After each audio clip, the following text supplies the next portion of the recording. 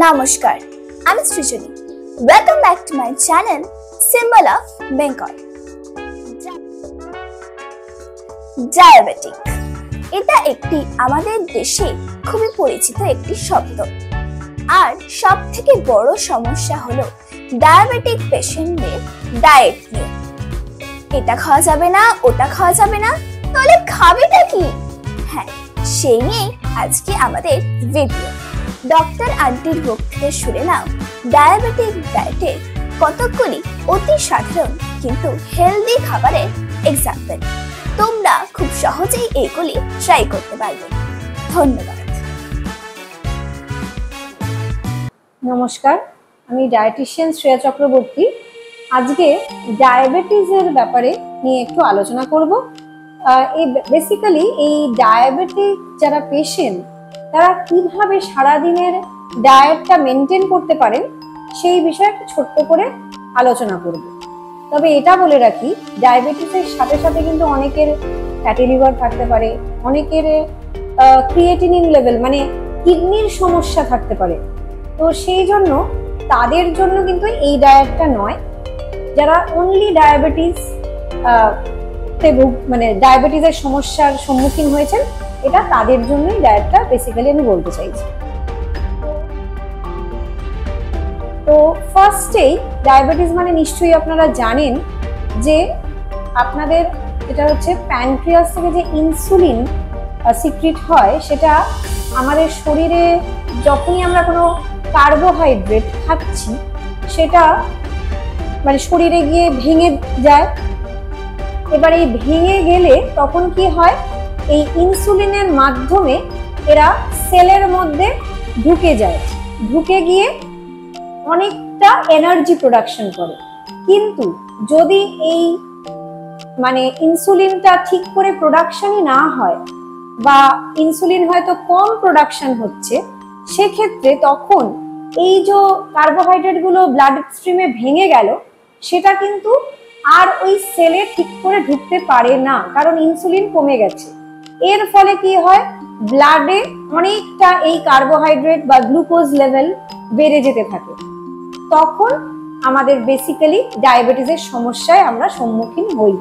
তো এর জন্য যেটা করণীয় হচ্ছে, তাহলে কি করতে হবে, এই সিম্পল কার্বোহাইড্রেট গুলোকে কম করে দিয়ে কমপ্লেক্স কার্বোহাইড্রেট মানে যার মধ্যে অনেকটা ফাইবার আছে আর যেগুলো হজম করতে অনেকটা সময় লাগে, মানে শরীরে তাড়াতাড়ি না হজম হলে তাড়াতাড়ি ব্লাডে গ্লুকোজ লেভেলটা অত তাড়াতাড়ি বাড়িয়ে দিতে পারে না।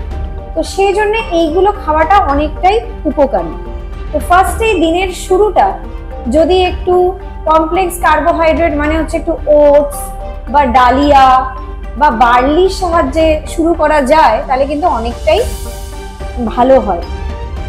তো ওটসের খিচুড়ি বা ওটস দিয়ে দুধ দিয়ে বা টক দই দিয়ে ওটস, তার সাথে সবজি, ওটসের খিচুড়ির সাথে সবজি মিশিয়ে নিলেন আর টক দই বা মিল্কের সাথে একটা ফল মিশিয়ে নিলেন। তো সেইভাবে কিন্তু ডায়েটটা রাখা যেতে পারে ব্রেকফাস্টে। এবার ফল যেহেতু বললাম, ফলের মধ্যে কিন্তু অনেকটা সুগার থাকে। তো সেই জন্য কিন্তু মাথায় রাখতে হবে এমন কিছু ফল খেতে হবে যেগুলোর গ্লাইসেমিক ইন্ডেক্স অনেকটা কম, মানে শরীরে গেলে সেটা অত তাড়াতাড়ি গ্লুকোজ স্পাইকটা বাড়াতে পারে না। তো সেই জন্য রাখতে হবে শসা, পেয়ারা বা পেঁপে বা মুসাম্বি জাতীয় এইসব ফল।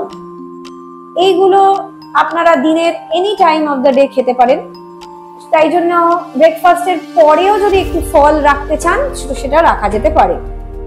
এছাড়া আমরা চলে আসি এবার লাঞ্চে। লাঞ্চে কি রাখা যেতে পারে? লাঞ্চে অবশ্যই সাদা ভাত না রেখে যদি একটু লাল চাল বা ব্রাউন রাইস রাখতে পারেন, সেটা কিন্তু শরীরের জন্য, ডায়াবেটিক পেশেন্টদের জন্য অনেকটাই উপকারী। কারণ এটার মধ্যে অনেকটা ফাইবার বেশি থাকে, কারণ এটা হোয়াইট রাইসের মতন অতটা রিফাইন নয়। তবে হ্যাঁ, এটা রান্না করতে একটু সময় লাগে, সেটা আপনারা ক্যালকুলেট করে নেবেন। এর সাথে আপনারা ডাল রাখতে পারেন বা যে কোনো সবজি রাখতে পারেন, তবে রান্নাতে কিন্তু চিনি বা গুড় কিছুই দেওয়া যাবে না, সেটা মাথায় রাখবেন। আর এর সাথে অবশ্যই মাছ বা মাংস অথবা ডিম রাখা যেতে পারে। তবে রান্নাটা কিন্তু খুব একটা তৈলাক্ত না হলেই ভালো, কারণ আপনাদের হয়তো ভাববেন যে আমরা তো চিনি বন্ধ করে দিলাম, চিনি জাতীয় সব বন্ধ করে দিলাম, তো একটু তো ভাজা খেতেই পারি। কিন্তু এটাও বলে রাখি, ভাজাভুজিতে ভর্তি ট্রান্স ফ্যাট, সেটাও কিন্তু দেখা গেছে রিসার্চে ডায়াবেটিস লেভেলটাকে অনেকটা বাড়িয়ে দিতে পারে। তখন কিন্তু আপনারা সুগার লেভেলটাকে কন্ট্রোল করতে পারবেন না, সেটা কিন্তু শরীরের জন্য আরো একটু ক্ষতিকারক হয়ে যাবে, যেটা আবার দেখা গেছে হার্টকেও ড্যামেজ করে। তো সেই জন্য অবশ্যই বেশি ভাজাভুজি খাওয়াটাও ঠিক নয়। আর অবশ্যই আপনাদের যে কোনো মিলে একটু করে স্যালাড বা টক দই রাখলে ভালো। তো লাঞ্চটা যদি এইভাবে হয়ে গেল, এবার চলে আসি ইভিনিং এ যদি কিছু খাওয়া যেতে পারে। ইভিনিং এ চা, সেটা মিল্ক দিয়ে খাওয়া যেতেই পারে, কিন্তু মিল্কটা হবে ফ্যাট ফ্রি, আর অবশ্যই তাতে চিনি থাকবে না। আর তার সাথে আপনারা রাখতে পারেন যে কোনো মাল্টিগ্রেন বিস্কিট, কিন্তু সেই বিস্কিটটা যখন কিনবেন ইনগ্রিডিয়েন্টসটা অবশ্যই দেখে নেবেন, যাতে তাতে যেন কোনো অ্যাডেড সুগার না থাকে। আর অবশ্যই সেটা যদি ওটস বিস্কিট হয় আরো ভালো। আর তার সাথে আপনারা কিছু রোস্টেড নাটস বা রোস্টেড ছোলা রাখা যেতে পারে, তবে আনসল্টেড হলেই ভালো। বেশি নুন খাওয়া কিন্তু শরীরের জন্য ক্ষতিকারক। এরপরে ডিনারটা একটু আর্লি করে নেবেন।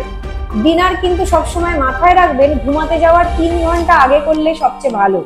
আর ডায়াবেটিস তো আপনারা জানেনই একটা মেটাবলিক ডিসঅর্ডার, তো সেই কারণে এই মেটাবলিজমটাকে ঠিক করাটা খুবই জরুরি, আর ওষুধের টাইমটাও ঠিক রাখা খুবই জরুরি। সেই জন্য ডায়াবেটিসকে কন্ট্রোল করার জন্য ডিনারটা একটু আর্লি করে নেওয়া, মানে 7টা থেকে 8টার মধ্যে ডিনার করে নেওয়াটা ডায়াবেটিস পেশেন্টদের জন্য কিন্তু খুবই উপকারী। আর অবশ্যই মাল্টিগ্রেন রুটি বা আপনারা চাইলে ওটসের রুটি, ওটস ফ্লাওয়ার রুটি বা মিলেটস ফ্লাওয়ারের রুটি, মানে রাগি, জোয়ার, বাজরা এর রুটি যদি খেতে পারেন, মানে রুটি, হাতে গড়া রুটি যদি খেতে পারেন, সেটা কিন্তু অবশ্যই ভালো। দুবেলা ভাত কিন্তু খাওয়া যাবে না। আর রুটির সাথে অবশ্যই যে কোনো প্রোটিন, মানে চিকেন রাখা যেতে পারে, লাইট স্যুপ টাইপের, বা চাইলে আপনারা সয়াবিনের সবজিও রাখতে পারেন। তবে খুব রিচ রান্না যাতে না হয় সেটা মাথায় রাখবেন। আর যদি রেগুলার একটু এক্সারসাইজ রাখতে পারেন বা নর্মাল হাঁটা, সেটা সারাদিনে ওই 15 থেকে 30 মিনিট যদি রেগুলার একজন ডায়াবেটিক পেশেন্ট করেন, সেটা তাদের জন্য কিন্তু খুবই উপকারী হবে। তো এইভাবে, আর হাইড্রেশনটা মেনটেন রাখবেন। নর্মালি সারাদিনে কিডনির সমস্যা যদি না থাকে, সারাদিনে 3 লিটার জল খেতেই পারবেন। ভালো থাকবেন, সুস্থ থাকবেন। নমস্কার।